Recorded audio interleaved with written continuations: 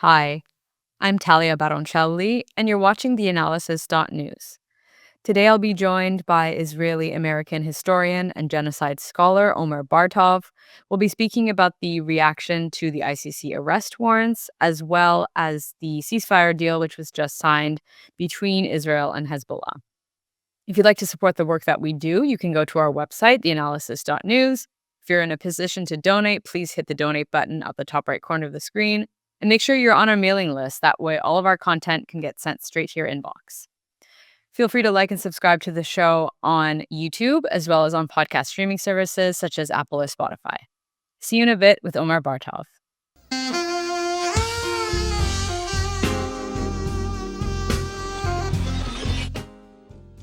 I'm very happy to be joined by Professor Omer Bartov.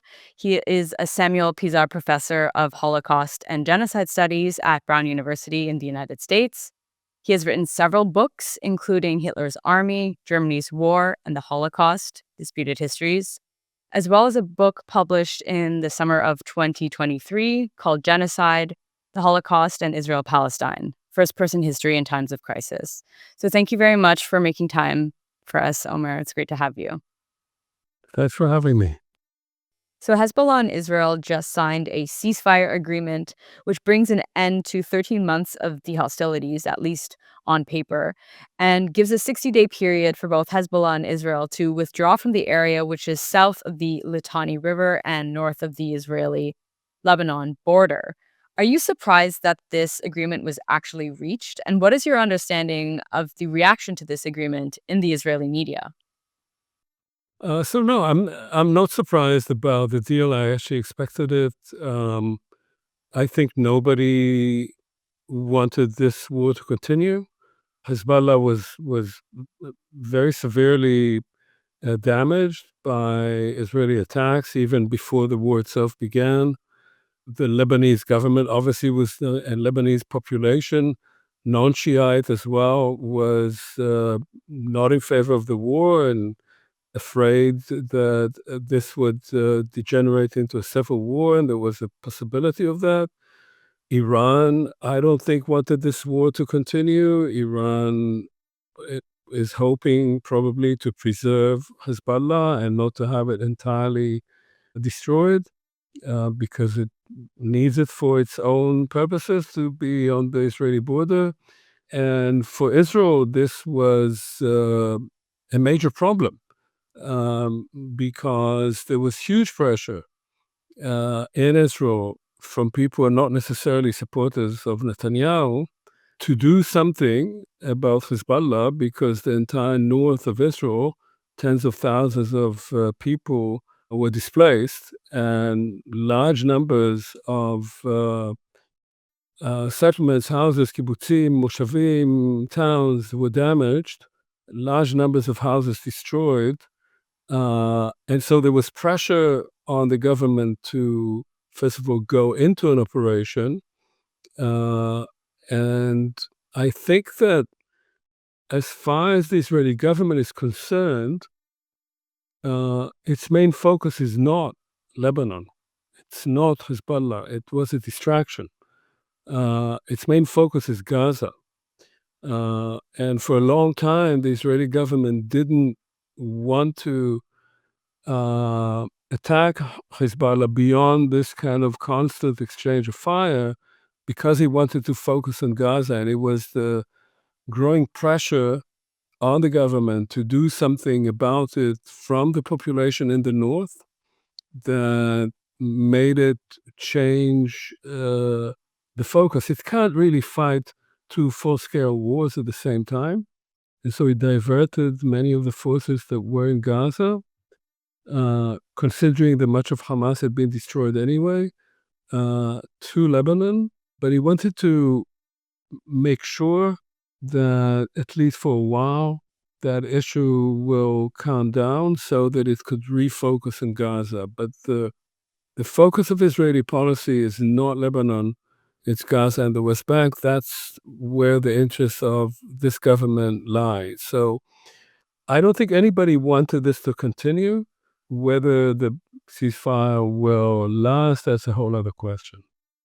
Yeah, it's a whole other question, and I mean, my impression was that the Israeli military was actually trying to create a buffer zone in the south of Lebanon because there were attacks or strikes on UN peacekeepers who were stationed there, some of them who belonged to UNIFIL. I mean, the presence of them there is to enforce the agreement, the UN Security Council agreement, which was ratified or agreed to in 2006 after the war back then between Israel and Hezbollah. So there's a peacekeeping force there, as well as Lebanese soldiers who are stationed. And now the Lebanese troop presence has increased in the south. I mean, do you not think that they were trying to create a buffer zone, or was this all smoke and mirrors to distract, as you say, away from Gaza? Yeah, I don't think they can create a buffer zone simply because there are scores of villages which are right on the border. They're meters away from Israeli settlements. I mean, they can watch each other across the border. They're very close to each other. So to create a buffer zone, what the Israeli army did was destroy large numbers of villages, blow them up. But the population was to come back there and rebuild them. And I don't think realistically that Israel could simply empty that area of its population. What the IDF did, it went into the first line of villages, destroyed many of them, especially those villages that are overlooking directly onto Israeli settlements. And then they went into the second line of villages, which are a bit further on, and they number of forces reached all the way to the Litani River. The agreement is based on the original agreement, but it's supposed to be more effective. Whether it is or not, we don't know. Hypothetically, it would mean that not only UNIFIL, but the Lebanese army will control that area, and that Hezbollah will not reach down below the Litani River. But the Lebanese army is a complicated organization. It's weaker than Hezbollah, although Hezbollah now has been greatly weakened. And it's made up of all members of Lebanese society. And Lebanese society is made of different groups, different religions, and they are not necessarily friendly to each other. So it's hard to see that army as being effective in controlling that area, especially if Hezbollah becomes stronger again. And there's certainly an interest there and in Iran to refit it. UNIFIL was ineffective. And so what happened after the original agreement was that despite the clauses of that agreement, Hezbollah basically took over that whole area and was sitting in positions, well armed, right on the Israeli border. That's what the population, the Jewish population of northern Israel, would not want to see happening again. It is likely in the long run to repeat itself. Ultimately, there's no solution to this without there being a political solution. And the political solution would have to be not simply with Lebanon and Hezbollah and Iran, but with the Palestinians. But that's exactly what Israel is unwilling to do. So, as I say, I think it's temporary. It may last a few years, but in the long run, there's no real solution. And we also don't know what the future of Lebanon is. Lebanon is in a very fraught situation. Its politics is unstable. Its economy went down the tubes. So this is basically a band-aid for now. What would you say was the ultimate goal of the Israeli military operation in Lebanon? Was it to inflict as much death and destruction as possible, or to signal to the inhabitants of northern Israel that the government was trying to protect them from Hezbollah rockets? Yeah, I mean, I would say both. I mean, because the way to ensure settlers that they could come back, and many of them have said just in recent days that they're still not coming back. Uh, the way to do that was to inflict enough damage on Hezbollah that people would believe that once they move back into their homes, they're not going to be hit by anti-tank missiles or rockets. The taste is in the pudding. We'll see, but people are very wary of going back. And I have to say, it's the same thing. I mean, the damage caused in Lebanon has been huge. I mean, scores of villages flattened. Over 1 million people became refugees. Well over 2,000 people killed. So this has been an operation. As I say, I think it was done. This was not part of what Israel wanted to do. Hezbollah, after October 7th, under the late Nasrallah, swore that it would support Hamas by attacking Israel. Possibly the main accomplishment of that from the point of view of Israel is that that link has been broken, that now Hamas is really isolated.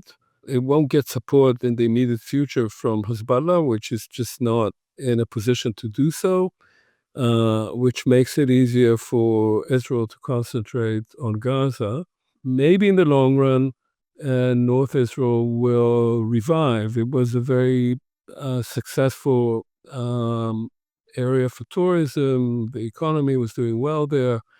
Rebuilding it will take a long time, but also rebuilding confidence of the population there in the government will take a long time. So, i- but the goal was really, it was pressure from the population in the north, and that pressure was created because Hezbollah decided to support Hamas. That was the sort of course of events.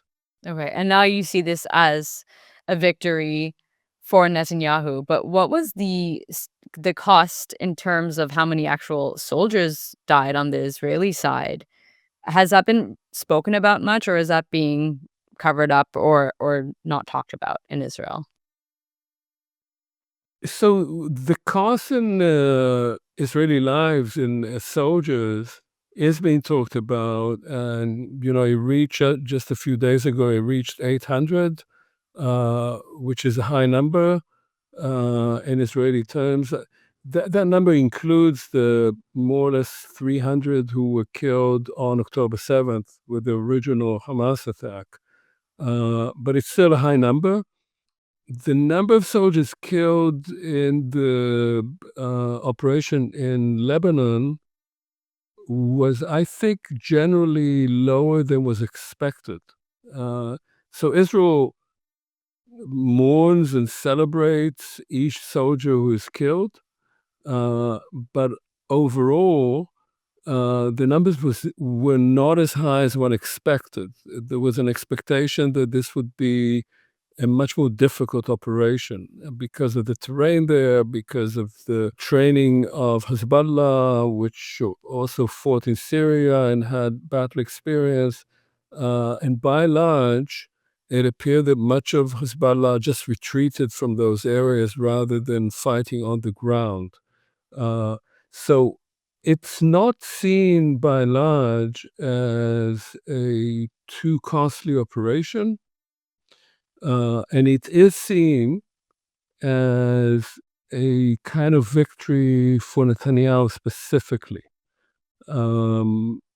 which will probably play into his ratings. Given that you're a genocide scholar, how would you actually assess the attacks on Lebanon? Because as you mentioned yourself, the operation was targeting many civilians. I mean, even when the Israeli army said that they were targeting Hezbollah infrastructure, when they took out Nasrallah, for example, they still used US provided bunker busting bombs.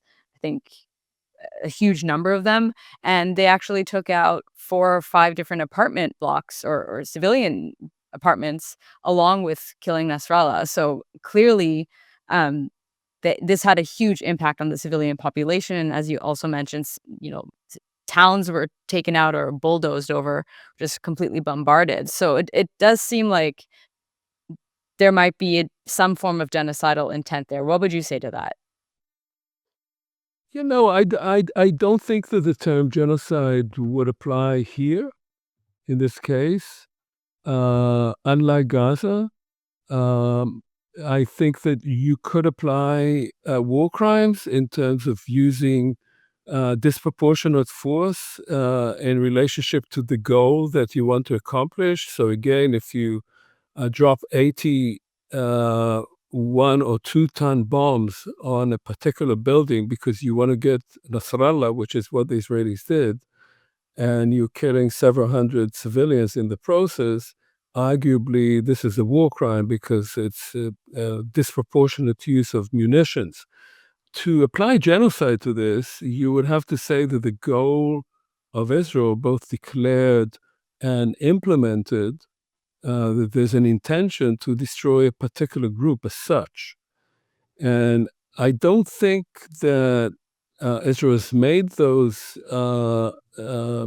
intentions, has articulated such intentions, and I don't think there is such an intention. That is, I don't think that Israel has an intention of, say, destroying the Shiite population of Lebanon as such.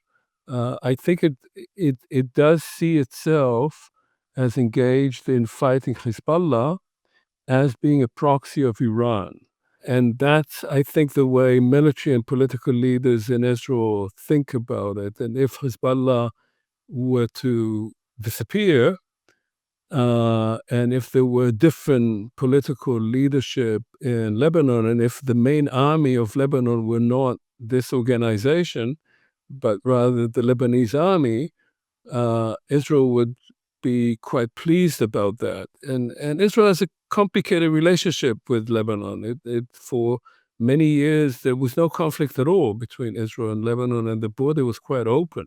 Can you specify when that was? Sorry to interrupt. When? All the way to the 70s, um, in the mid 70s, you have a Syrian incursion into Syria. You have an Israeli incursion into Syria. There's a number. There's the Litani operation. There's a number of incursions, and then finally in 1982, in the so-called Peace for Galilee operation, which is an attempt by Israel to replace, not only to kick out the Palestinians who were then very strong in Lebanon, having been pushed out of Jordan and having established a strong base in Lebanon, the attempt by Israel in 82, again, undeclared initially, but then obviously the actual attempt was to replace the regime itself in Lebanon and to install a Maronite Christian as president of the state. So it was about regime change. It failed. Israel got stuck in Lebanon then for 16 years. And that is the time during which Hezbollah comes on the scene and becomes eventually the most powerful military force in Lebanon, far outmatching the Lebanese army, and becomes a major arbiter in Lebanese politics, which now becomes a bit more questionable because of the losses they incurred, both in killing their leadership and generally the military, if not defeat, then certainly great weakening militarily. So Israel has a complicated relationship with that state, which is itself a very complicated invention created by the former French authorities there. Um, the Palestinians are a completely different issue. For the Netanyahu regime specifically, and for Israel generally, the main issue is the Palestinians. Hezbollah is important and was important really because it was seen, and I think largely correctly, as acting as a proxy for Iran, as its kind of extension of Iranian influence to areas that it's not connected to territorially. Um, so it's a different conflict, but I don't think that. Yeah, there are uh, extremists in Israel, settlers, who were talking about settling southern Lebanon and including that in their vision of Greater Israel. But I don't think that has much purchase in Israeli public opinion, even among right-wing politicians. Uh, by and large, it was a distraction from what Israel wanted to do and still wants to do in Gaza. Right, and at the time when they launched when Israel launched the operations and invasion of Lebanon, it was at a time when Netanyahu's, popularity was quite low. So as you've mentioned yourself, it was a political distraction. But why don't we turn to Gaza now? Because we recently saw the UN release a special commission report saying that crimes committed in Gaza by the Israeli military do have genocidal characteristics. So, of course, this is already affirming what many other human rights organizations have been saying. So, how would you assess the nature of the ongoing military operations in Gaza at the moment? Well, I would say that, in fact, in Gaza right now, uh, there are no real military operations. It's a facade. Israel is talking about fighting Hamas, but even Israeli army sources are saying we don't have much action against Hamas because Hamas, as an organized military organization, has largely been dismantled. There are separate units, guerrilla units operating here and there, and they can cause the death of Israeli troops on the ground. But there are no concerted military operations by Hamas. It's not clear that it has central command anymore. It will keep creating more and more guerrilla units. It will keep causing death and casualties to Israeli troops. But by and large, that's not what Israel is doing there. It was conducting already for months. In fact, from the beginning, as it turned out, its goal was not its declared goal. The declared goal was to destroy Hamas and to release the hostages. This is what uh, Israeli political and military leaders said. Uh, it has not released the hostages, apart from those who were released through an exchange during a ceasefire. It has largely dismantled Hamas as an organized military organization, but it has not dismantled it as a political organization, which is still active in Gaza and outside of Gaza. But it turns out that its goal was in conformity with statements that were being made by Israeli political and military leaders right at the beginning, in early October, after October 7th, which at the time could have been seen and were seen by many more statements being made in the heat of the moment following the horrific massacre by Hamas. If people come into a country and massacre hundreds of civilians, then you are likely to come up with very heated statements about them. But it turns out that these statements were not simply made in the heat of the moment, but had actually outlined something that, looking back, was a concerted plan to make Gaza as such uninhabitable for its Palestinian population. And the IDF has been engaged in doing that from the very beginning. In the course of doing that, it did destroy or kill large numbers of Hamas militants. Whether the number is as high as they claim, that's probably exaggerated, but that doesn't really matter. Um, but it killed large numbers of civilians. We're talking now about a total of about 44,000, of whom about 60% are civilians, mostly women and children, more than half of them children, wounding over 100,000, with thousands more buried under the debris. Large numbers of people have died, so to speak, indirectly from the war because they cannot get any hospital treatment if they have chronic disease, if they have cancer, whatever, that they cannot receive that and have died subsequently. And vast numbers of people who are living under terrible humanitarian conditions, which will have long-term effects, certainly on children for the rest of their lives. But what has turned out to be, it's not only killing large numbers of people in the course of the fighting, as well as targeting, as the ICC has noted, directly civilians. So not only indiscriminate killing, but targeted killing, but also systematic destruction of everything that makes for a population's, for a group's existence as a group, cultural, educational, medical facilities, hospitals, universities, schools, mosques, museums, places of collective identity have all been systematically destroyed, including water plants as well. So that it appeared already by May, June last year, or this year, May, June 2024, uh, as a systematic attempt to make Gaza uninhabitable, removing populations, most of the population, from its areas of habitation and then destroying them, including the infrastructure. And as of October this year, last month, early October, the IDF is now engaged in a clear operation to entirely empty the northern third of the Gaza Strip, and to make it then an area that could be settled by Jewish settlers.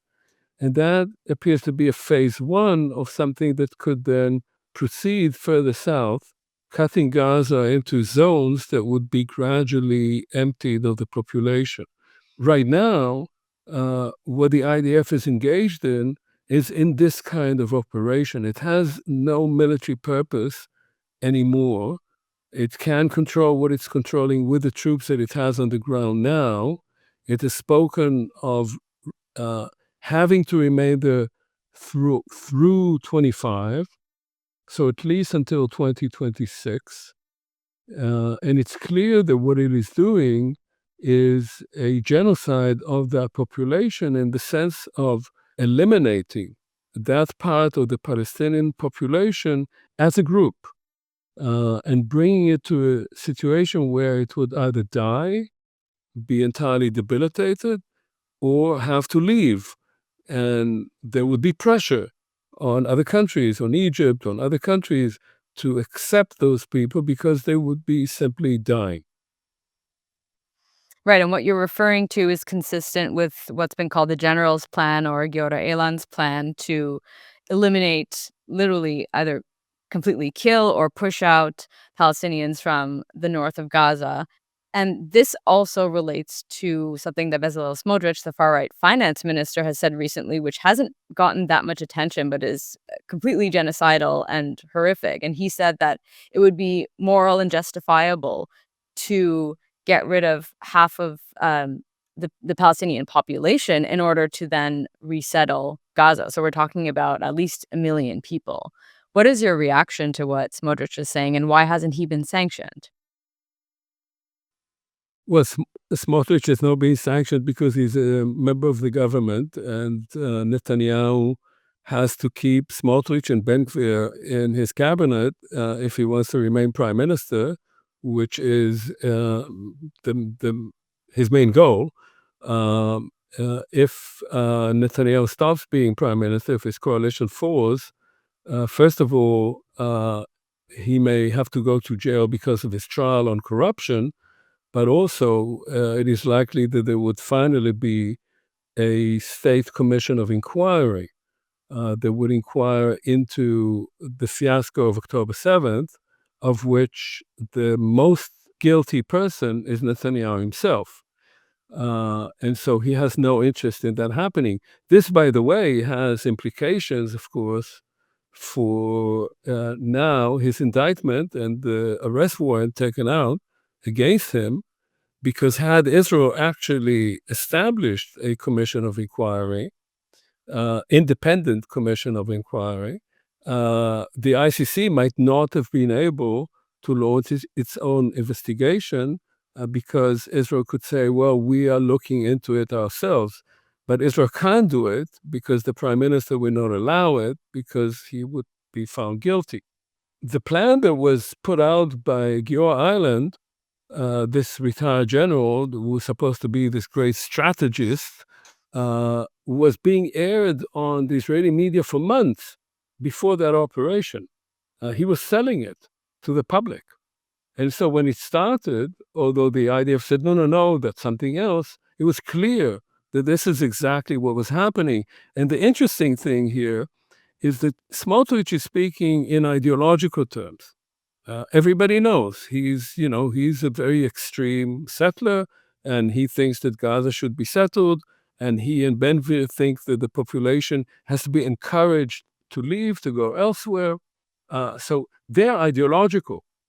Ireland was saying, no, no, no, I'm not talking at all about settlements. That's not the thing. I'm simply speaking about a military operation, which he claimed was also legal, which obviously it isn't. Uh, and so what you see is very typical the way Israeli politics works. You have people who are ideologues, and there would be part of the public would say, that's insane. They're messianics. They are not rational politicians. And then you have people who are the security-minded people, and they're speaking in very cold military terms. The result is exactly the same, but you thereby win over a much larger part of the population to say, well, we just have to do it. That's part of a military operation. This general, he knows this stuff, and we should just listen to him. And then we'll see what happens. He says, we won't necessarily prevent them from coming back, although the IDF has actually told people it's evicting from there. There's no coming back. The Netzarim corridor, the corridor is now 5 miles wide. And so basically the corridors are expanding so as to become the entire territory, which is free of any Palestinians and also free of any previous housing that existed there, so as to prepare them for a new layer of army camps and then settler housing. You've just been watching part 1 of my discussion with historian Omer Bartov. If you enjoyed this content, you can look out for part 2. See you next time.